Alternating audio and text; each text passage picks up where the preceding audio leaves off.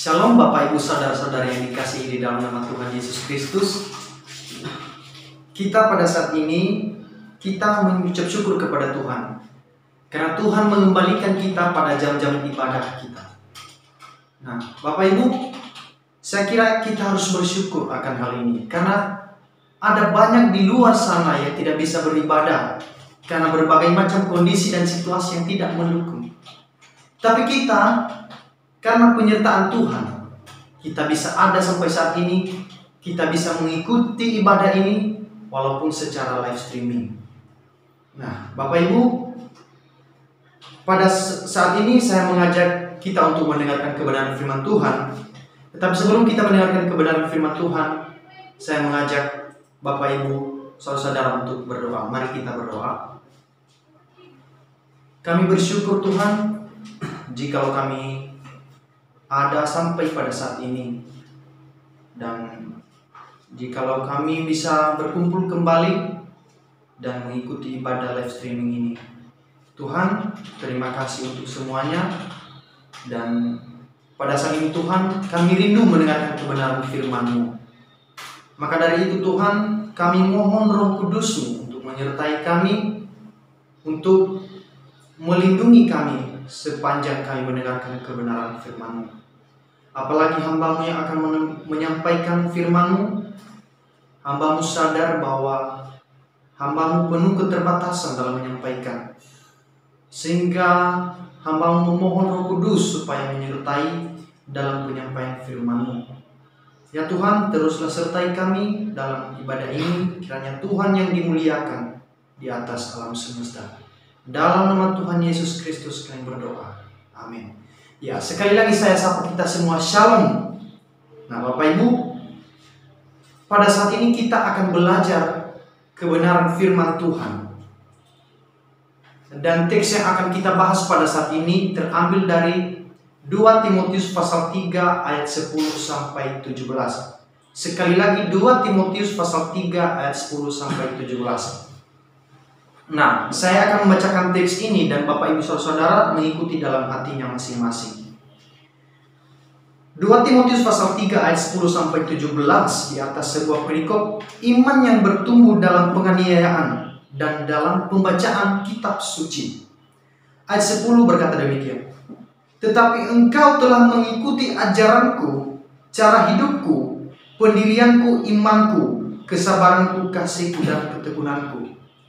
Engkau telah ikut menderita penganiayaan dan sengsara seperti yang telah kuderita di Antiokhia dan di Ikonium dan di Listra.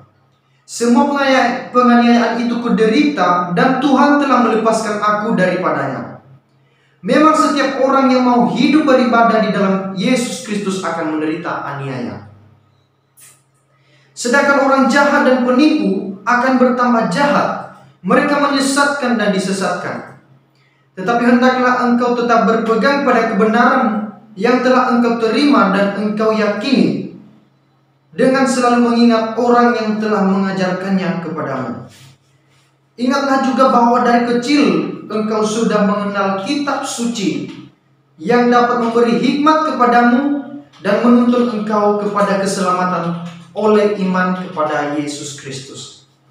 Segala tulisan yang diilhamkan Allah memang bermanfaat untuk mengajar, untuk menyatakan kesalahan, untuk memperbaiki kelakuan, dan untuk mendidik orang dalam kebenaran. Dengan demikian tiap-tiap manusia kepunyaan Allah diperlengkapi untuk setiap perbuatan baik. Sekian pembacaan kita teks firman Tuhan pada saat ini, Bapak Ibu. Sekali lagi saya sapa kita semua, Shalom. Nah, kita akan belajar terlebih dahulu. Dan saya akan mengajak kita semua, Bapak Ibu Saudara, sebelum kita masuk ke dalam inti penyampaian firman Tuhan, terlebih dahulu saya akan memperkenalkan surat yang ditulis ini atau surat Timotius ini kepada saya, siapa dialamatkan dan siapa yang menulis surat Timotius ini. Nah, surat 2 Timotius ini adalah surat kedua yang ditulis oleh Rasul Paulus kepada seorang anak rohaninya yang sangat dia kasihi. Paulus menulis surat kepada Timotius tentu memiliki sebuah tujuan. Hubungan antara Rasul Paulus dengan Timotius sangatlah istimewa, dan Timotius memberikan peran yang sangat penting bagi pelayanannya Paulus. Misalnya kalau kita lihat di dalam 2 Timotius pasal 1 ayat 2, di situ dikatakan, kepada Timotius anakku yang kekasih. Nah, di sini kita mengetahui bahwa betapa kasih seorang Rasul Paulus sangat besar kepada anak rohaninya ini, yaitu Timotius. Maka karena kasih Paulus yang besar itu kepada Timotius, tentu Paulus tidak ingin melihat seorang anak rohaninya yang sangat dikasihi tidak hidup dalam kebenaran. Maka Paulus menulis surat Timotius ini dialamatkan kepada anak rohaninya itu sendiri. Nah, kenapa dia menulis surat kepada Timotius? Kalau kita melihat, terutama di sini ada tujuan Paulus menulis surat ini kepada Timotius. Yang dimana pada saat itu di Efesus ada pengajar-pengajar sesat. Itu merupakan tujuan utama Paulus menulis surat kepada Timotius. Dia menulis surat kepada Timotius dengan tujuan supaya Timotius mampu menghadapi pengajaran-pengajaran sesat yang terdapat di Efesus, yang bisa merusak iman jemaat pada saat itu. Itu tujuan pertama Paulus menulis surat ini. Dan tentu juga Paulus ingin melihat Timotius itu hidup dalam kebenaran dan tetap mempertahankan kebenaran itu. Nah, Bapak Ibu yang dikasihi dalam nama Tuhan Yesus, tugas ini merupakan salah satu tugas Timotius yang diberikan Paulus untuk mampu mengatasi persoalan tadi tentang pengajaran sesat.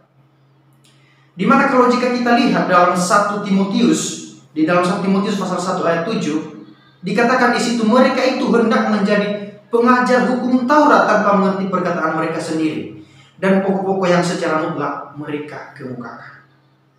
Nah, ternyata di Efesus telah ada pengajaran-pengajaran sesat yang berbeda sekali dengan apa yang telah diajarkan oleh Rasul Paulus. Maka Paulus tidak boleh tinggal diam, karena itu bisa merusak jemaat. Seperti apa pengajaran sesat yang terdapat di dalam Efesus pada saat itu, di mana ada orang-orang yang menganggap tidak cukup hanya Injil saja, tetapi perlu ditambahkan dengan hukum-hukum Taurat. Jika orang Yunani percaya dan menjadi orang Kristen, maka tidak cukup jika mereka hanya percaya Injil. Mereka harus melakukan kewajiban-kewajiban hukum Taurat. Misalnya mereka harus disunat dan lain sebagainya. Mereka harus memelihara hari Sabat dan sebagainya. Inilah yang kemudian dilawan oleh Paulus melalui anak rohaninya. Maka dia sedemikian rupa membentuk karakter Timotius untuk menjadi pribadi yang bisa bertahan di dalam kebenaran. Nah, Bapak Ibu Saudara-saudara yang dikasihi dalam nama Tuhan, selain untuk menghadapi pengajaran sesat, juga Paulus menekankan Timotius supaya menjadi terdidik dalam seluruh kebenaran dan memiliki sebuah prinsip hidup yang kuat. Maka tentu bagaimana menjadi seorang pribadi yang hidup dalam kebenaran dan bagaimana mempertahankan kebenaran itu. Maka kita akan melihat didikan Paulus kepada Timotius. Maka tema kita pada saat ini, pada hari ini Bapak Ibu, adalah dididik untuk hidup yang berkenan kepada Allah. Sekali lagi saya ulang, dididik untuk hidup yang berkenan kepada Allah. Nah Bapak Ibu, didikan untuk hidup yang benar sangatlah penting untuk kita mengenal Allah. Didikan mampu membentuk karakter dan kepribadian seseorang. Tetapi tergantung pada didikannya, apakah itu merupakan didikan yang benar atau didikan yang salah. Didikan mampu membentuk sedemikian rupa karakter dan kepribadian seseorang. Tetapi pada teks yang telah kita baca ini Bapak Ibu, Paulus sedemikian rupa membentuk karakter Timotius untuk menjadi orang yang sangat tangguh dalam pelayanan, terutama untuk memberitakan Injil. Nah, tentu ketika kita memberitakan Injil, tentu diperhadapkan dengan hambatan-hambatan dan berbagai macam. Maka kita sebagai hamba Tuhan, sebagai anak-anak Tuhan yang memiliki semangat untuk menginjil, kita itu harus memiliki sebuah prinsip. Dan itu kita harus hidup di dalam kebenaran. Maka Timotius diharuskan mampu memiliki prinsip yang kuat supaya menjadi pribadi yang sangat tangguh. Namun bagaimana supaya Timotius menjadi kuat dan mempunyai semangat membara dalam pelayanan? Nah, di sini saya akan menguraikan ada setidaknya 3 hal yang membuat Timotius menjadi seorang yang memiliki iman yang kuat dan kokoh. Nah, ada 3 poin, setidaknya 3 poin di sini yang akan saya berikan. Pertama itu poin yang pertama, Timotius harus mengikuti keteladanan dari Rasul Paulus. Sekali lagi saya mengulang, Timotius harus mengikuti keteladanan dari Rasul Paulus. Ya, jikalau kita membaca dalam ayat 10, tetapi engkau telah mengikuti ajaranku, cara hidupku, pendirianku, imanku, kesabaranku, kasihku, dan ketekunanku. Nah, tentu ayat ini Bapak Ibu, ayat 10 ini tidak ditulis begitu saja, tetapi terkait atau ada hubungannya dengan ayat-ayat sebelumnya, di mana Paulus mempertentangkan antara sikap Yanes dan Yambres yang menentang Musa. Di mana mereka menentang Musa. Jika kita lihat dalam kitab Keluaran, Yanes dan Yambres itu menentang ajaran Musa. Maka Paulus mau mengontraskan Timotius, janganlah mengikuti seperti itu, karena engkau telah mengikuti ajaranku, cara hidupku, pendirianku, imanku, kesabaranku, kasihku, dan ketekunanku. Di sini Paulus memberitahukan Timotius supaya teladan yang telah diberikan Paulus tumbuh juga di dalam diri sang anak rohaninya, yaitu Timotius. Maka Paulus pun berusaha sedemikian rupa supaya tidak menjadi batu sandungan bagi orang lain, terutama kepada Timotius. Maka keteladanan Paulus inilah yang menjadi dasar untuk pembentukan karakter dan cara hidupnya si Timotius. Paulus mengatakan engkau telah mengikuti ajaranku, cara hidupku, pendirianku, imanku, kesabaranku, kasihku, dan ketekunanku. Ini adalah satu fondasi yang sangat kuat untuk hidup Timotius. Tapi ini memang hal yang tidak mudah untuk dilakukan, karena ini memerlukan suatu kerja keras dan kedisiplinan yang kuat. 7 keteladanan Paulus yang hidup di dalam diri Timotius, yaitu ajaran, kemudian cara hidup, kemudian pendirian, iman, kesabaran, kasih, dan ketekunan. 7 hal inilah yang harus hidup di dalam diri Timotius. Timotius harus mengikuti, misalnya Timotius harus mengikuti ajaran Paulus. Kenapa Timotius harus mengikuti ajaran Paulus? Karena ajaran Paulus berdasarkan kebenaran kitab suci. Ajaran Paulus tentunya sangat berbeda dengan orang-orang yang mengajarkan ajaran sesat, di mana sibuk dengan dongeng dan silsilah yang tidak putus-putusnya, yang hanya menghasilkan persoalan belaka dan bukan tertib hidup keselamatan yang diberikan Allah melalui iman. Ya. Memang dalam budaya Yahudi Bapak Ibu sangat kental yang namanya itu silsilah. Ini silsilah ini, silsilah ini, silsilah ini. Maka pengajar-pengajar sesat mengajarkan silsilah. Mereka menganggap bahwa Allah hanya mengasihi orang-orang Yahudi, tidak orang Yunani, karena mereka berasal dari silsilah Abraham. Maka Yesus pernah mengecam hal ini. Dia mengatakan kepada orang-orang Farisi dan ahli Taurat, engkau bukan keturunan Abraham. Tapi orang Farisi dan ahli Taurat tidak mampu menangkap maksud Yesus. Seperti itu. Dan ini masuk ke dalam jemaat di Efesus. Mereka selalu berdebat tentang silsilah-silsilah yang tidak putus-putusnya, atau dongeng yang hanya menghasilkan persoalan belaka. Ajaran Paulus adalah ajaran yang tidak menyimpang dari kebenaran. Maka Timotius harus hidup dalam ajaran yang seperti ini. Kemudian juga cara hidup Paulus harus ada di dalam diri sang Timotius. Jikalau kita lihat Bapak Ibu, ini memang cara hidup Paulus ini sangat disiplin. Di mana jikalau kita melihat di dalam Galatia pasal 1 ayat 14, Paulus mengatakan di situ, dan di dalam agama Yahudi, aku jauh lebih maju dari banyak teman yang sebaya dengan aku di antara bangsaku.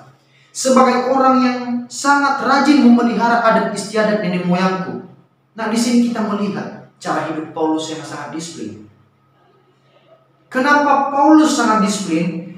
Karena memang kebudayaan Yahudi, Bapak Ibu, kalau kita lihat, memang anak-anak kecil sudah diajarkan hukum Taurat, sudah belajar hukum Taurat. Maka Bapak Ibu coba bayangkan ketika mereka dewasa, mereka menjadi sangat radikal sekali dengan kepercayaan mereka. Dan itulah yang terdapat di dalam jiwa Paulus. Apalagi gurunya pada saat itu adalah seorang guru yang sangat besar dan sangat dihormati di dalam keagamaan Yahudi. Gurunya bernama Gamaliel. Gamaliel sangat terkenal dan merupakan guru yang sangat besar pada saat itu. Maka tentu Paulus dididik dalam kedisiplinan yang sangat luar biasa. Maka Paulus tentu sangat paham ketika dia sedang berdebat dengan baik orang Farisi maupun orang Yunani yang berdebat tentang kitab suci. Paulus selalu memiliki argumentasi yang sangat tepat. Karena dia sangat mempunyai kedisiplinan dalam hal belajar Taurat. Nah,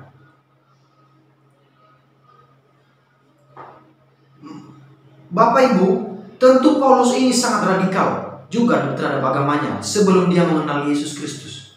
Bahkan dikatakan di dalam surat Kisah Para Rasul, Bapak Ibu, jika kita lihat di situ pada saat pembunuhan Stefanus, dia dikatakan Paulus hadir di situ dan orang-orang yang membunuh Stefanus menitipkan barang-barangnya pada Paulus.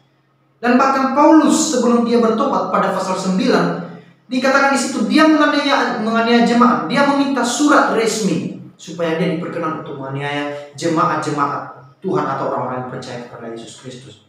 Tetapi ketika dia mengalami sebuah pertobatan, dia membawa dirinya, membawa cara hidup itu ke dalam pengenalan yang lebih baik. Ketika dia mengenal Yesus Kristus, maka dia dengan sepenuh hati dan sangat rajin dalam melayani, dalam memberitakan Injil. Maka Paulus, apapun tantangannya dalam memberitakan Injil, Bapak Ibu, dia tetap memberitakan Injil. Dia tetap memberitakan Injil. Bahkan kalau kita lihat, itu Paulus mengatakan, salah satu prinsip Paulus yang sangat terkenal yang pernah saya baca, Paulus ini sangat memiliki prinsip yang sangat luar biasa. Dia mengatakan, hidup adalah Kristus dan mati adalah keuntungan. Itu merupakan prinsip yang sangat-sangat kuat sekali. Itu merupakan, dia sudah mencapai titik iman yang tidak akan tergoncangkan. Maka cara hidup yang dimiliki Paulus ini harus hidup di dalam diri Timotius, sehingga Timotius menjadi pribadi yang bisa diandalkan dalam hal pelayanan. Kemudian hal-hal selanjutnya yaitu mengenai iman Paulus, kesabaran Paulus, kasih dan ketekunannya harus ada di dalam diri Timotius. Maka ini saya ibaratkan seperti sebuah, kalau saya lihat ya, Timotius ini menjadi fotokopinya Paulus, baik dalam pelayanan dan sebagainya. Nah, poin yang kedua yang menjadikan Timotius menjadi seorang yang tangguh atau yang memiliki karakter yang kuat, yaitu poin yang kedua, Timotius harus rela untuk hidup menderita bagi Injil. Ini kalau kita lihat di dalam ayat 12. Di dalam ayat 12 saya akan membacakan, memang setiap orang yang mau hidup beribadah di dalam Yesus Kristus akan menderita aniaya. Nah, tentu dalam pemberitaan Injil kita akan diperhadapkan yang namanya tantangan atau hambatan. Maka penderitaan yang kita alami sebenarnya bukan sebuah alasan yang tepat untuk kita berhenti memberitakan Injil. Karena ayat ini merupakan salah satu bukti bahwa ternyata mengikut Yesus bukanlah hal yang sangat mudah dan semuanya instan. Kita harus memiliki kerelaan, kita harus memiliki pengorbanan, dituntut untuk memiliki kerelaan dalam penderitaan yang kita alami. Bahkan Yesus pernah mengatakan di dalam Injil misalnya, kalau kita lihat di dalam Matius pasal 16 ayat 34, dia mengatakan di situ, setiap orang yang mau mengikut aku, ia harus menyangkal dirinya, memikul salibnya dan mengikut aku. Ada juga di dalam Injil yang lain, misalnya di Markus dan di dalam Lukas, di mana juga di dalam Lukas dikatakan, Lukas 15 ayat 27, barang siapa tidak memikul salibnya dan mengikut aku, ia tidak dapat menjadi muridku. Maka tidak ada alasan bagi kita ketika kita memberitakan Injil, wah ini pasti mudah-mudah saja. Pasti kita diperhadapkan dengan yang namanya hambatan dan sebagaimana kekurangan-kekurangan yang ada di situ. Kita akan menghadapinya. Maka dari apa yang telah dikatakan oleh Yesus sendiri, jika kita memberitakan Injil, itu hal biasa. Itu tidak mampu, bukan sebuah alasan yang tepat untuk kita berhenti memberitakan Injil ketika kita mengalami sebuah penganiayaan dan penderitaan dan sebagainya. Ayat ini sekaligus menguatkan kita ketika kita menghadapi berbagai macam kesulitan dalam pelayanan. Tantangan yang begitu berat dan lain sebagainya. Itu merupakan hal yang lumrah ketika kita memberitakan kebenaran. Di sini di ayat 11 juga Paulus mengatakan, engkau telah ikut menderita penganiayaan dan sengsara seperti yang telah kuderita di Antiokhia dan di Ikonium dan di Listra. Semua penganiayaan itu kuderita dan Tuhan telah melepaskan aku daripadanya. Maka hendaknya Timotius memiliki sebuah cara pandang yang benar tentang penderitaan. Jangan sampai di kemudian hari si Timotius ini setelah mengikut Yesus, kemudian di kemudian hari dia menyesal karena berbagai macam tantangan dan penderitaan yang harus dialami oleh Timotius. Maka Paulus mengintervensi dari awal, mengatakan kepada Timotius, itu bukan sebuah alasan untuk kita tidak memberitakan Injil. Maka kalau Timotius menyadari hal ini, maka ini merupakan kekuatan yang sangat kuat untuk berdiri di atas dasar kebenaran. Nah, poin yang terakhir Bapak Ibu, poin yang ketiga untuk Timotius menjadi seorang yang memiliki karakter yang kuat. Yang ketiga yaitu selalu mengingat kembali orang yang telah mengajarkannya kepadamu. Itu kalau kita lihat di ayat ke-14. Dikatakan di situ, tetapi hendaklah engkau tetap berpegang pada kebenaran yang telah engkau terima dan engkau yakini, dan selalu mengingat orang yang telah mengajarkannya kepadamu.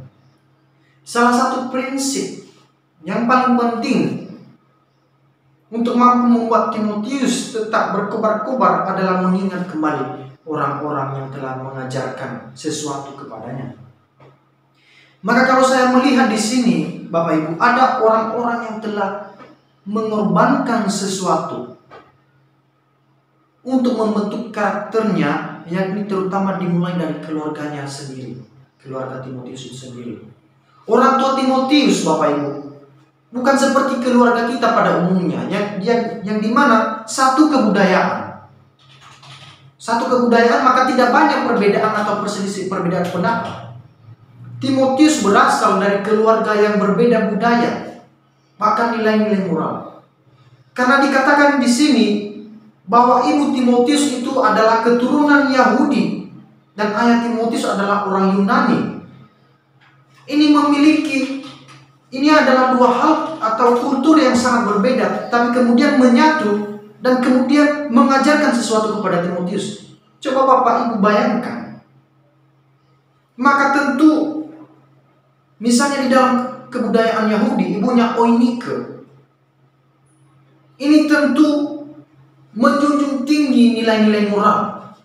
Maka ada orang-orang Yunani karena tertarik dengan nilai-nilai moral yang terdapat dalam agama Yahudi, mereka menjadi agama Yahudi, dan ini yang dinamakan proselit namanya. Nah, maka kalau saya melihat di sini, ibunya inilah yang sangat membayar mahal untuk mendidik sang Timotius ini. Dimulai dari kecil dia mendidik dan memberikan nilai-nilai moral kepada Timotius, anaknya yang dia kasihi. Maka Paulus mengatakan di sini, ingat juga kepada nenekmu Lois dan Eunike. Kalau kita lihat iman yang bertumbuh dalam nenek moyangmu Eunike, Lois dan ibumu Eunike. Karena itu Paulus harus menyadari bahwa ada orang-orang tertentu, terutama dalam keluarga, yang telah berkorban untuk mendidik dan membentuk sedemikian rupa karakternya Timotius. Maka kalau Timotius mengingat hal ini, dia tidak ingin mengecewakan orang-orang yang telah membayar harga. Orang-orang yang telah membayar harga. Dan siapapun orang-orang yang telah mendidik Timotius, itu memberikan nilai-nilai positif bagi dia. Maka ketika Timotius menghadapi berbagai hambatan dalam pelayanan, Paulus mengingatkan kembali, ingatlah kepada orang-orang yang telah mengajarkannya kepadamu. Ini kemudian membuat sang Timotius bertahan di dalam pelayanan. Dia menjadi pribadi yang sangat tangguh. Dia mampu mengatasi berbagai persoalan yang ada. Maka hendaknya kita juga sebagai anak-anak Tuhan, 3 hal ini sangat penting untuk kita lakukan. Yang pertama tadi, kita harus mengikuti, rela hidup, mengikuti keteladanan di dalam kitab suci. Teladan kita adalah Yesus Kristus, Bapak Ibu. Teladan utama dan pertama kita adalah Yesus Kristus. Seperti apa Yesus Kristus? Kita harus hidup sebagai Kristus-Kristus yang kecil, untuk kita bisa menjadi pribadi yang sangat tangguh. Kemudian memiliki kerelaan atau rela hidup menderita bagi Injil. Karena Yesus sendiri mengatakan, jikalau kamu tidak memikul salibmu, kamu tidak pantas menjadi muridku. Kemudian juga kita harus mengingat kembali orang-orang yang telah mengajarkan sesuatu kepada kita. Karena ada beberapa orang, Bapak Ibu, yang dimana pada titik-titik tertentu jenuh kepada yang namanya pelayanan. Ada beberapa orang yang jenuh dengan pelayanan. Maka ada juga orang yang memutuskan untuk berhenti melayani, tetapi kemudian dia mengingat kembali ada orang-orang yang telah berkorban banyak kepadanya. Maka dia kembali lagi berkobar-kobar untuk melayani. Ketiga hal ini harus hidup di dalam diri kita sebagai anak-anak Tuhan. Apalagi pada saat ini negeri kita dilanda oleh COVID-19. Namun bagaimana kita berada dalam keadaan atau situasi yang sulit ini? Bagaimana kita anak-anak Tuhan? Apakah kita harus menyerah dengan keadaan yang semacam ini? Atau kita harus bangkit? Atau kita tetap bertahan? Kita tetap berada dan berfondasi kuat dalam iman. Jangan kita menyalahkan kepercayaan kita. Jangan kita kecewa kepada Tuhan di kemudian hari. Jikalau kita menghadapi berbagai macam kesulitan, baik dalam pelayanan dan sebagainya. Ketika kita mengalami kekurangan, jangan cepat-cepat mengatakan Tuhan yang membuat ini semua. Karena Yesus sendiri telah mengajarkan kita, engkau harus menjadi muridku, dan orang yang menjadi muridku adalah orang yang rela memikul salib. Maka saya yakin Bapak Ibu, dari pesan-pesan firman Tuhan pada hari ini yang telah kita dengar, ini mampu membuat gairah kita kembali, dididik untuk hidupnya berkenan kepada Allah. Kita hidup di dalam didikan Yesus Kristus, sehingga kita menjadi pribadi yang sedemikian rupa, yang serupa dengan Yesus Kristus. Saya yakin dan percaya bahwa pesan pada saat ini sangat relevan untuk kita semua. Ya, dimana kita harus hidup di dalam didikan untuk hidup berkenan kepada Allah. Bukan supaya Allah memperkenankan kita, Tuhan terlebih dahulu sudah memperkenankan kita. Maka kita sebagai orang yang telah ditebusnya harus memiliki yang namanya kedisiplinan diri hidup dalam didikan Allah. Demikianlah firman Tuhan yang bisa saya sampaikan pada saat ini, dan saya harap kita semua mendapat berkat dari apa yang telah saya sampaikan. Mari kita berdoa. Tuhan, pada saat ini kami telah selesai mendengarkan kebenaran firman-Mu. Ada banyak hal-hal yang tidak bisa saya ungkapkan Tuhan, dan saya percaya bahwa dalam kekurangan hamba-Mu menyampaikan, Tuhan yang memberikan atau yang mencukupkan, yang menyempurnakan kebenaran firman-Mu. Sehingga setiap kami yang mendengarkan Tuhan diberikan kekuatan karena mendengar firman-Mu. Di dalam berbagai persoalan yang sedang kami hadapi pada saat ini, Tuhan yang memberikan kami kekuatan yang memampukan kami melewati setiap masalah yang kami hadapi. Tuhan, berkatilah semua orang-orang yang telah ikut ibadah pada hari ini. Kiranya tangan Tuhan terus menyertai kami di waktu-waktu selanjutnya. Kami menyerahkan diri kami ke dalam tangan-Mu Tuhan. Berkatilah pemberitaan firman-Mu. Kiranya Tuhan yang terus beserta dengan kami. Di dalam nama Yesus Kristus kami berdoa dan bersyukur. Amin. Shalom.